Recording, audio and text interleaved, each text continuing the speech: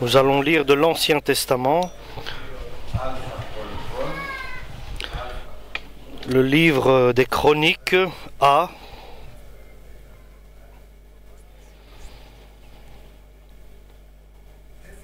les Chroniques 1er, chapitre 10. Chroniques 1er, chapitre 10.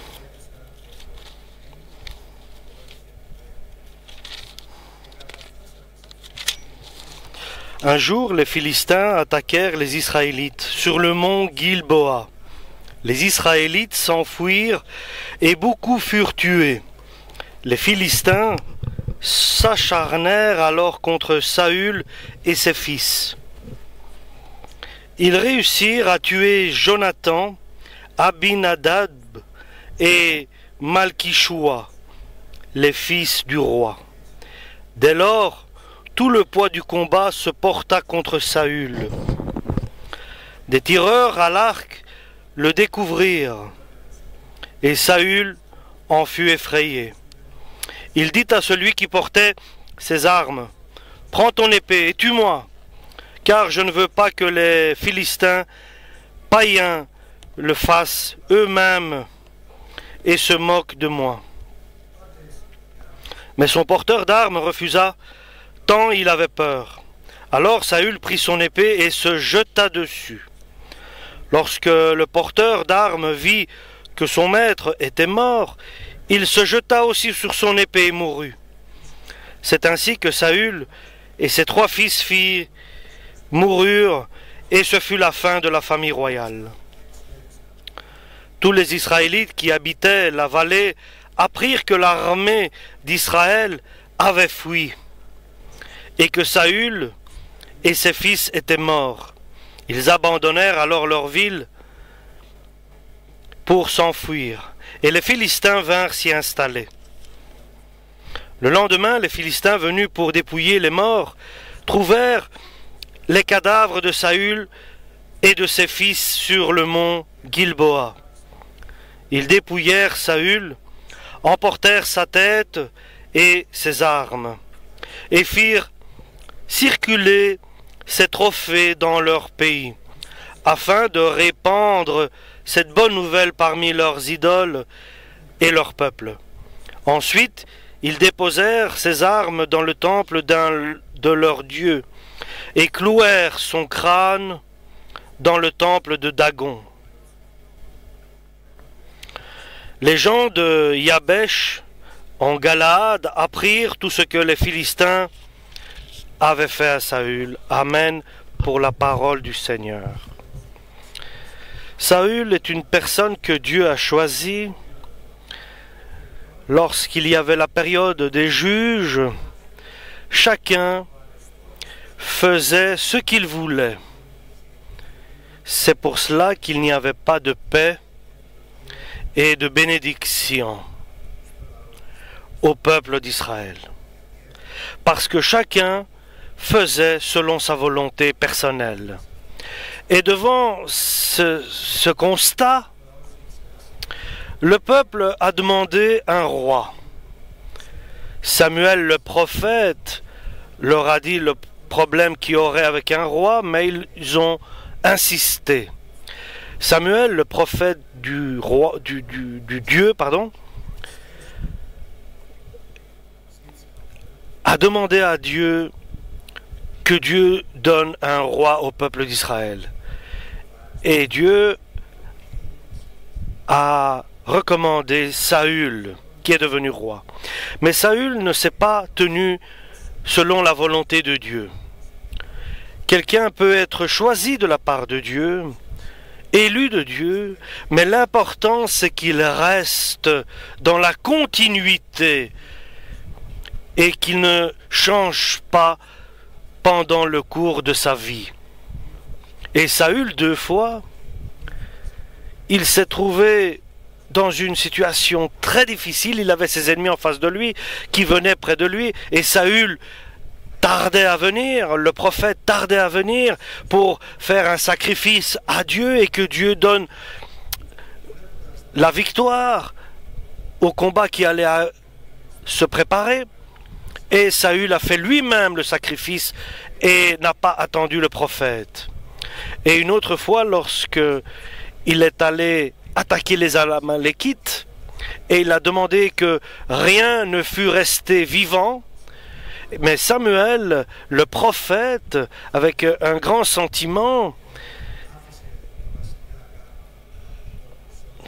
est venu et a constaté que le roi Saül avait laissé en vie le roi Agag, le roi des Amalékites, et beaucoup d'animaux qui étaient pour le sacrifice pour Dieu. Et il n'avait pas non plus là obéi la volonté de Dieu. Et lorsque il voulait la réponse de Dieu, à un moment, parce qu'il était dans une impasse, il ne savait pas quoi faire, il est allé voir chez une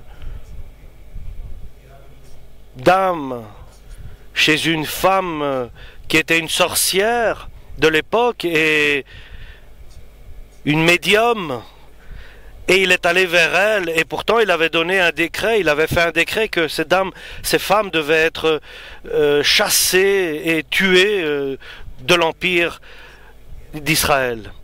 Et après, il a fait appel à elle pour avoir une réponse du prophète Samuel qui était mort. C'était quelqu'un qui avait la foi. Il était sincère. Au début, Dieu, souvent, il a été sollicité pour le salut d'Israël et Dieu a fait un grand miracle.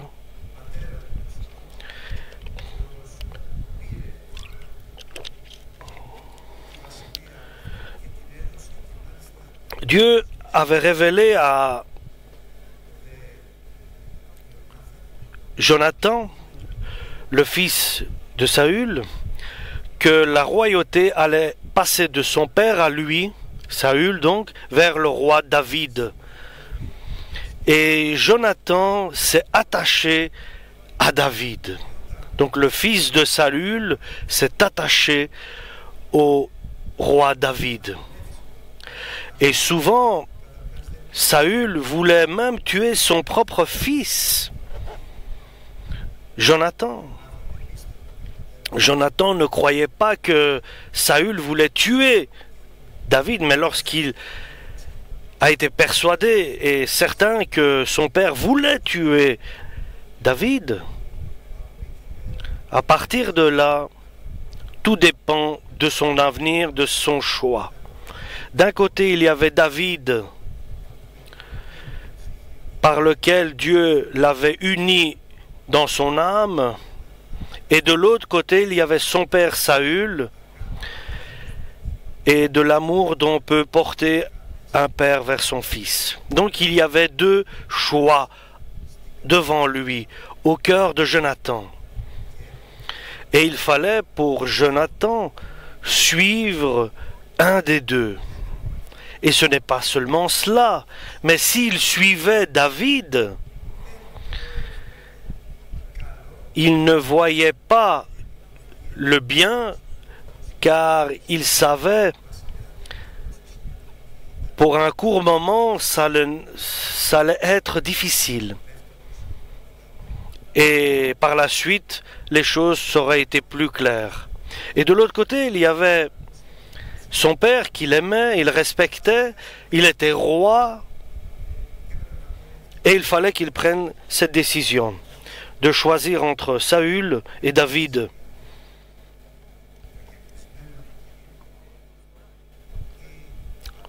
Entre les deux.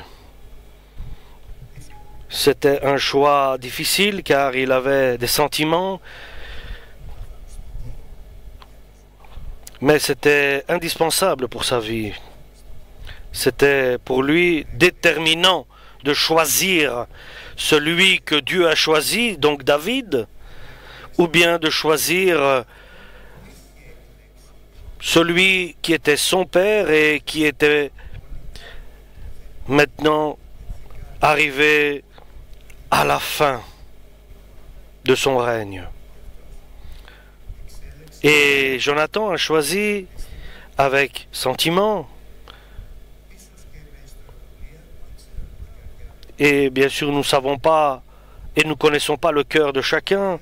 Seul Dieu connaît son cœur. Et il a préféré suivre David pour être...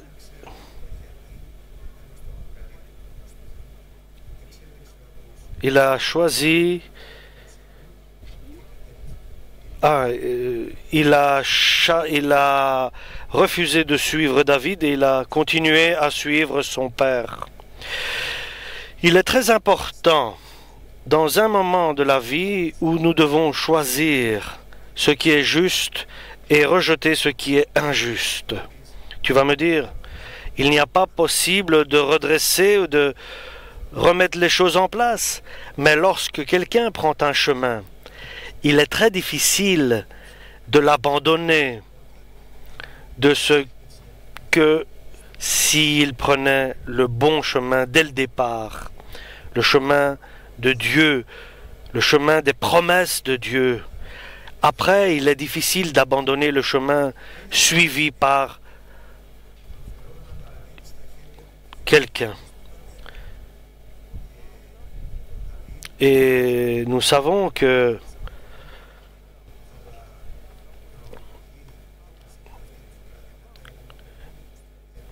David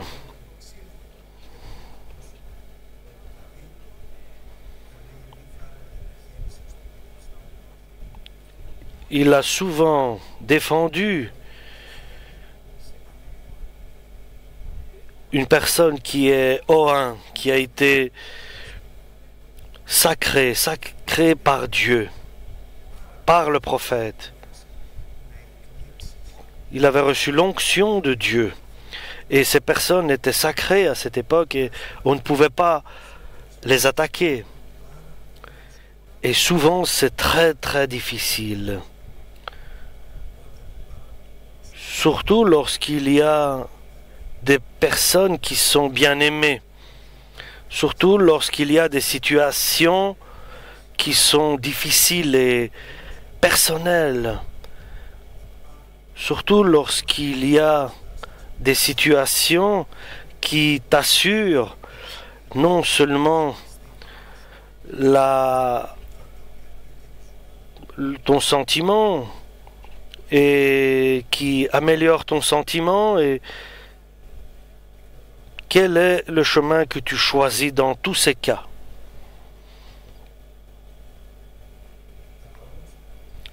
Mais ce choix-là,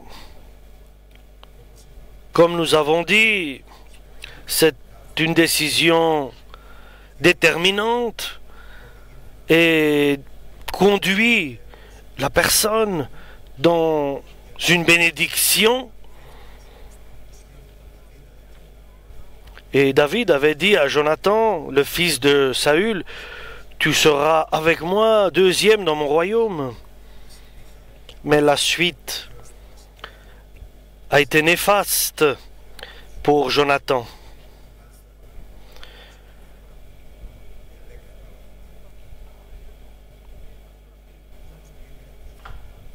Et Jonathan a pris cette décision de suivre son père, sachant que Dieu était plus avec son père, mais était avec David maintenant.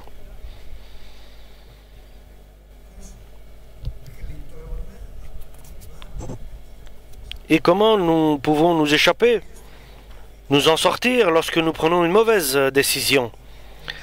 Ça, c'est très facile. Sachant que les décisions de Dieu et les volontés de Dieu ne sont pas celles des hommes, c'est-à-dire la volonté de Dieu ne correspond jamais à la volonté de l'être humain et les décisions de Dieu ne sont jamais les mêmes de celles des hommes. Et donc, sachant cela,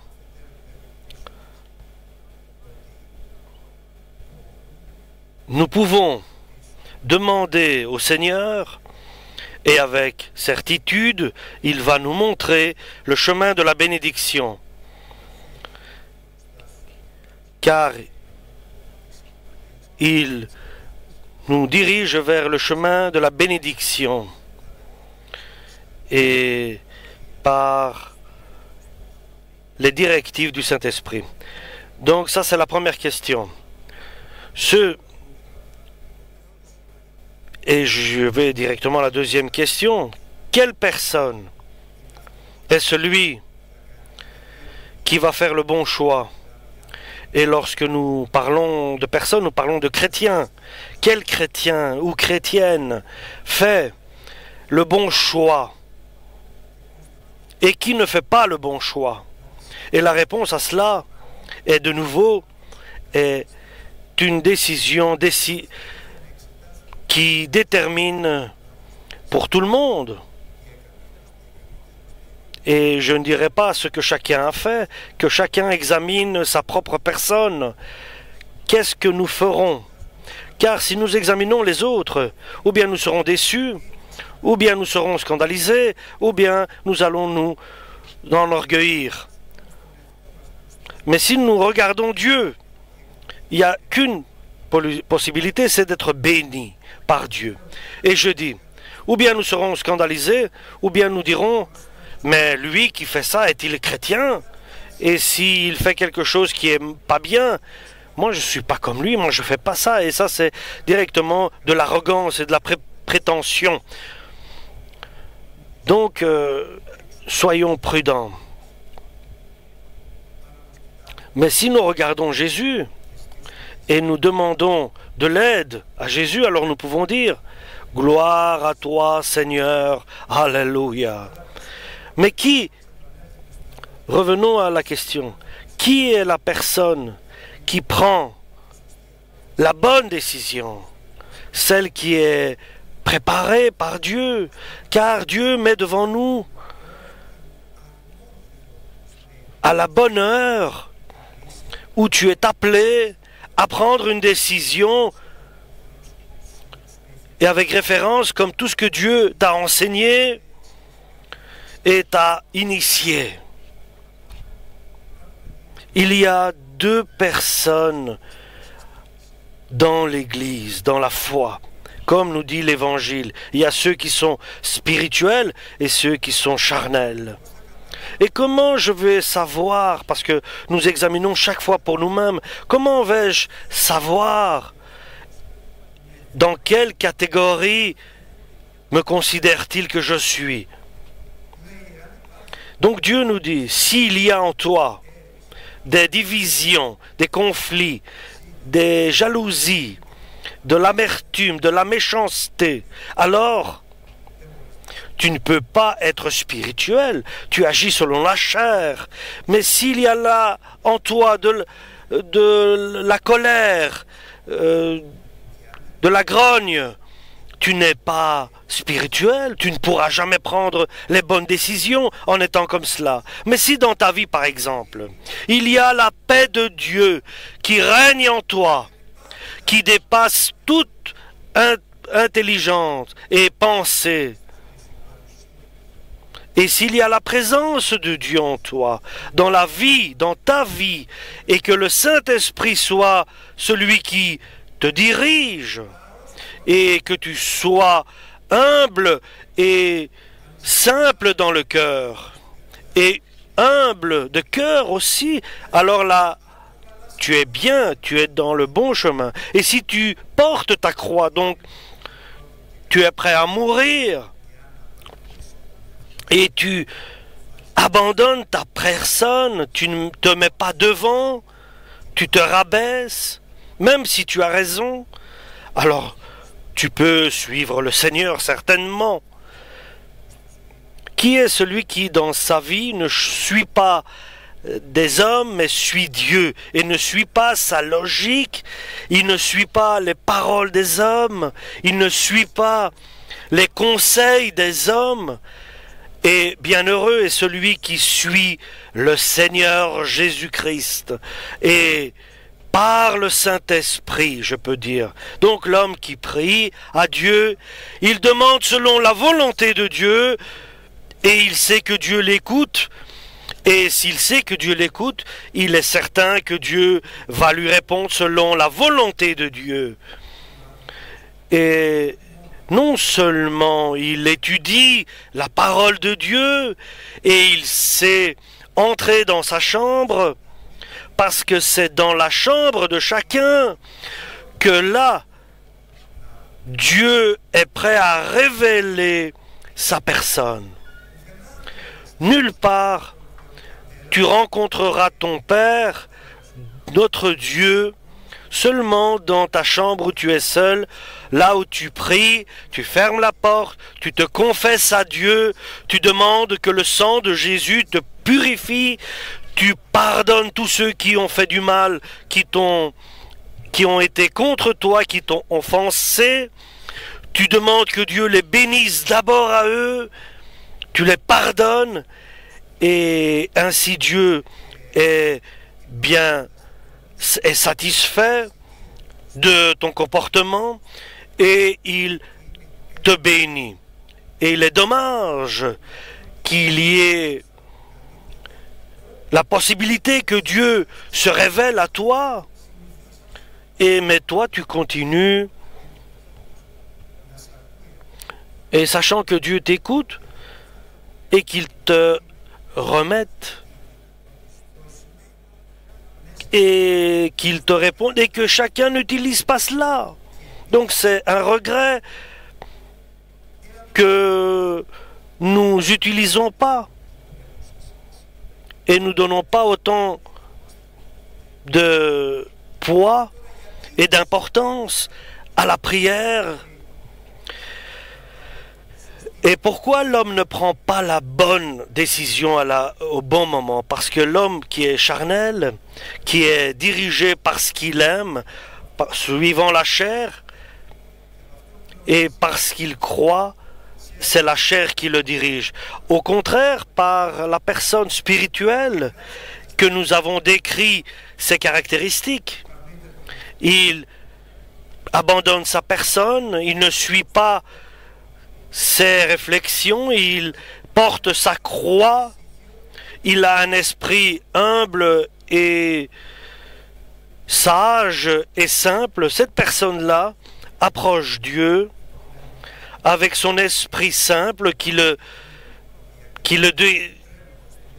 bien décrit, qui le décrit.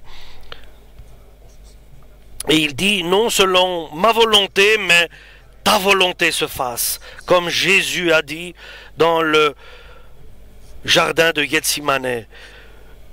Que ta volonté se fasse et non la mienne. Alléluia.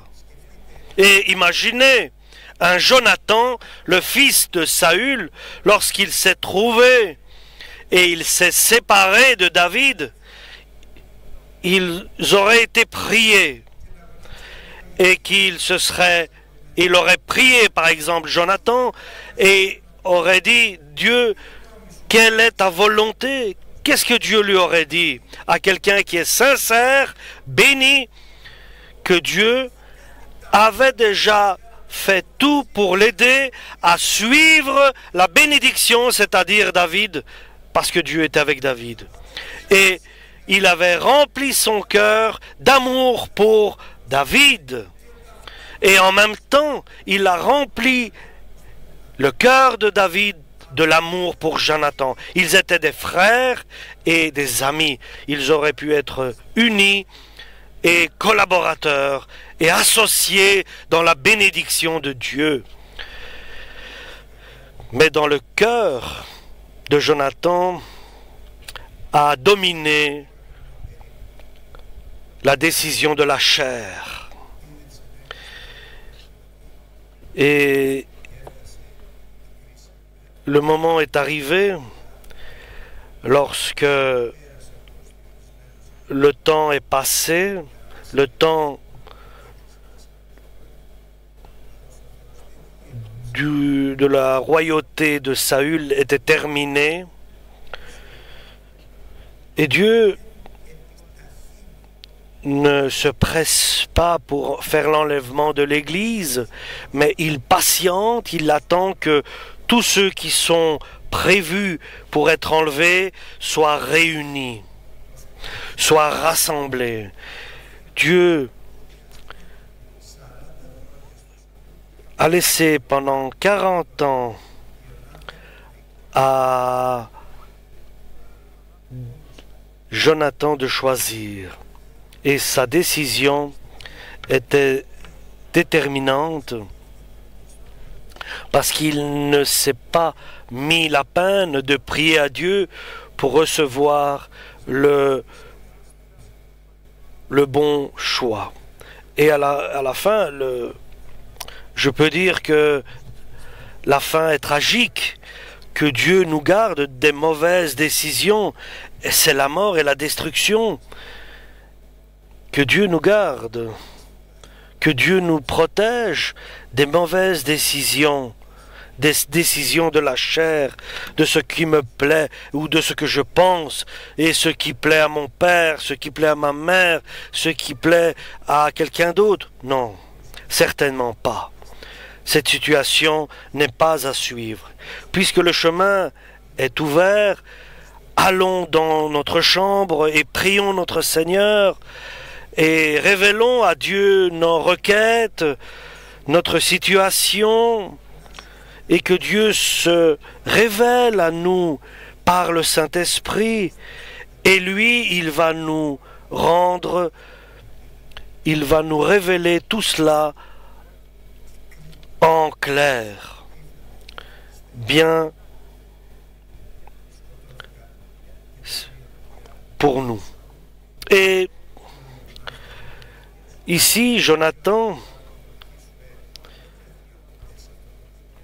qui étaient les enfants de Saül aussi, Jonathan et ses frères, étaient au combat. Et le cœur de ses frères était loin de Dieu, et le chemin naturel de leur vie était de suivre leur père. Seulement à Jonathan, Dieu a fait une grâce et lui a fait découvrir la vérité pour qu'il ait la possibilité de choisir et de rejeter son père et de suivre David. Et la destruction est arrivée pour son père et pour lui-même. Chers frères et sœurs, prions et soyons prudents par qui nous sommes dirigés. Soyons prudents et faisons attention. Qui nous suivons et ce que notre cœur décide et ce que nous pensons. En général, notre choix est erroné. Je ne vais pas dire souvent ou toujours, mais très souvent nos choix sont erronés, sont pas justifiés, sont pas comme Dieu le demande. Et nous n'avons rien dans la présence de Dieu. La seule chose que nous avons, c'est sa présence que nous devons chercher. Que Dieu nous garde et qu'il dirige nos pas et qu'il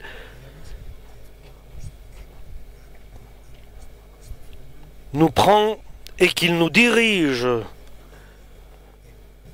en espérant au Seigneur qu'il nous oriente, car lui est notre maître, notre enseignant, il est notre Seigneur et notre Dieu. Et la question, est-il pour toi celui qui t'oriente? C'est lui qui est ton maître, il est ton Seigneur, laisse-le t'enseigner.